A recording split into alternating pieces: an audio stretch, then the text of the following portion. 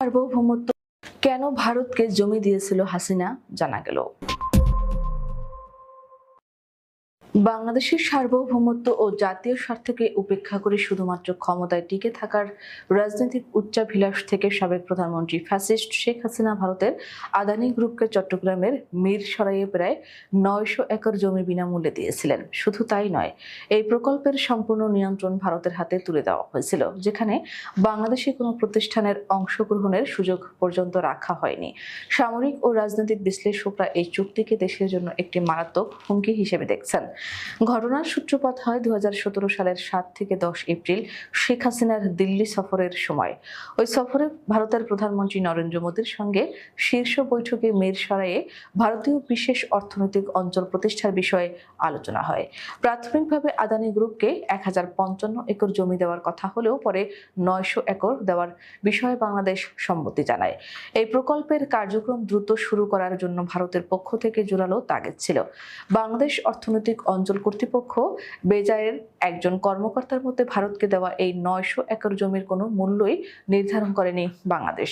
অর্থাৎ বিনামূল্যে দেশের একটি কৌশলগতভাবে গুরুত্বপূর্ণ এলাকার নিয়ন্ত্রণ ভারতের একটি বেসরকারি প্রতিষ্ঠানের হাতে তুলে দেওয়া হয়।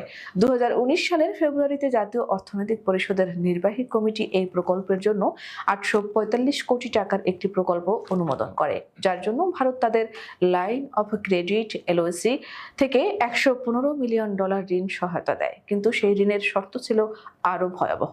চুক্তি অনুযায়ী প্রকল্পের ৬৫% যন্ত্রপাতি ও সরঞ্জাম ভারত থেকে আমদানি করতে হতো। চুক্তির শর্ত থেকে স্পষ্ট হয় যে প্রকল্পের ভূমি উন্নয়ন, অবকাঠামো নির্মাণ থেকে শুরু করে যাবতীয় কার্যক্রমে শুধুমাত্র ভারতীয় প্রতিষ্ঠানগুলোই কাজ করতে পারবে। সেখানে বাংলাদেশি কোনো প্রতিষ্ঠানের প্রবেশের সুযোগ নিষিদ্ধ করা হয়।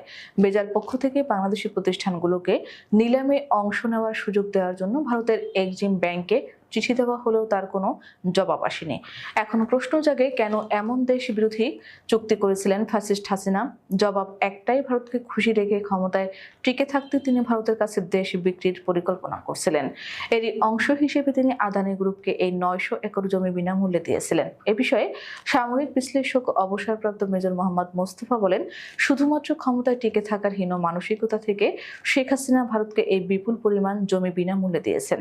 এখানে বাংলাদেশের কোনো স্বার্থ জড়িত নেই, পুরোটাই ভারতের একতরফা স্বার্থে করা হয়েছে। তিনি আরো বলেন, বঙ্গোপসাগর সংলগ্ন এই এলাকা ভারতের জন্য কৌশলগতভাবে অত্যন্ত গুরুত্বপূর্ণ, যা দিয়ে তারা সহজে সেভেন সিস্টার্স এ পণ্য পরিবহন করতে পারবে। বিশিষ্ট অর্থনীতিবিদ ও রাজনৈতিক বিশ্লেষক অধ্যাপক ডক্টর মাহবুব উল্লাহ এই প্রকল্পকে বাংলাদেশের পেটের মধ্যে একখণ্ড ভারত হিসেবে আখ্যায়িত করেছেন। তিনি বলেন, বিশেষ অর্থনৈতিক অঞ্চলের নামে ভারতকে যে জমি দেওয়া হয়েছে তাতে একটি ছোট ভারত তৈরি হবে। এটি দেশের স্বাধীনতা ও সার্বভৌমত্বের জন্য মারাত্মক হুমকি।